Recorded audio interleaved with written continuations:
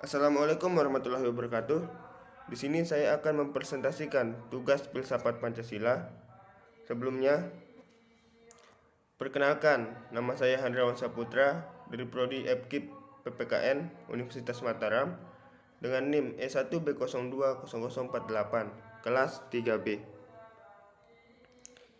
Di sini saya akan mempresentasikan artikel tentang tantangan dan penguatan ideologi Pancasila dalam menghadapi era revolusi industri 4.0 yang ditulis oleh Nurul Fadilah.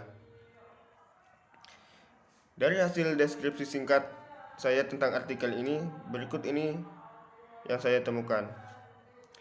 Jadi, dari pemahaman saya, ideologi Pancasila ini merupakan nilai-nilai luhur budaya dan religius bangsa Indonesia, di mana di sini Pancasila berkedudukan sebagai dasar negara dan ideologi negara. Jadi, ideologi Indonesia yaitu Pancasila, karena Pancasila adalah kumpulan nilai-nilai atau norma yang berdasarkan sila-sila Pancasila yang kemudian dibuat sebagai pedoman bagi masyarakat. Terlebih pada era reformasi atau 4.0 ini, penanaman nilai Pancasila harus lebih ditekankan lagi guna untuk mempertahankan nilai-nilai ideologi Pancasila yang ada pada masyarakat Indonesia. Kemudian, dari analisis yang saya dapatkan, saya mendapatkan dua hal. Yang pertama, ideologi sebagai wawasan atau acuan dasar sebagai masyarakat Indonesia, dan yang kedua, Pancasila sebagai ideologi bangsa Indonesia. Ideologi sebagai wawasan atau acuan dasar sebagai masyarakat Indonesia ini maksudnya adalah serangkaian nilai norma atau sistem nilai dasar yang bersifat menyeluruh dan mendalam yang dimiliki dan dipegang oleh suatu masyarakat atau bangsa sebagai wawasan atau acuan dasar sebagai masyarakat Indonesia. Nilai-nilai yang terangkai atau menyatu menjadi satu sebagaimana halnya dengan nilai-nilai dasar Pancasila, biasanya bersumber dari budaya dan pengalaman sejarah.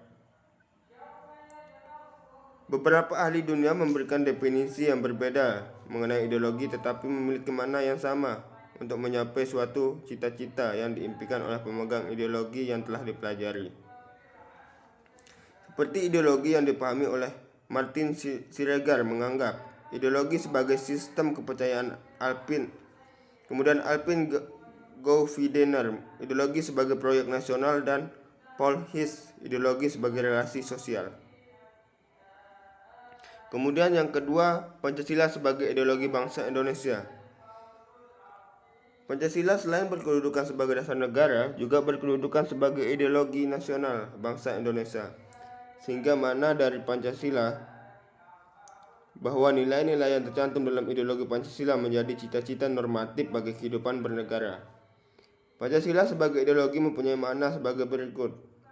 Yang pertama, nilai-nilai yang tercantum dalam Pancasila menjadi cita-cita normatif penyelenggara bernegara.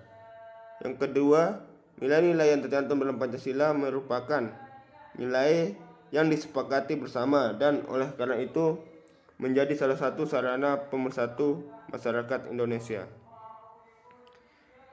Kemudian dapat saya simpulkan dari hasil pembahasan yang saya dapatkan bahwa ideologi Pancasila ini merupakan nilai-nilai luhur budaya dan religius bangsa Indonesia, di mana di sini Pancasila berkedudukan sebagai dasar negara dan ideologi negara.